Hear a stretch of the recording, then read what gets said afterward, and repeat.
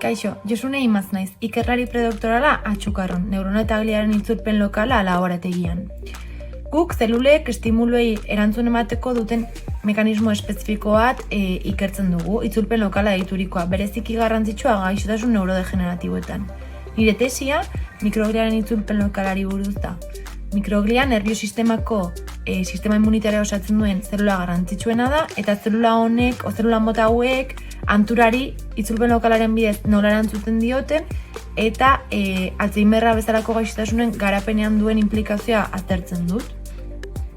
Nik betianik jakin izan dut ikerlari izan nahi nuela, eta horregatik genetikako grada burutu ondoren, laborategi hontara etorri nintzen masterra burutzera, eta modu horretan nerviosistemako biologia molekularren espezializatu nintzen. Lan honi buruz gehien gustatzen zaidana jartzen dizkigun erronka guztiak dira eta hoiei esker ikasten dugun guztia.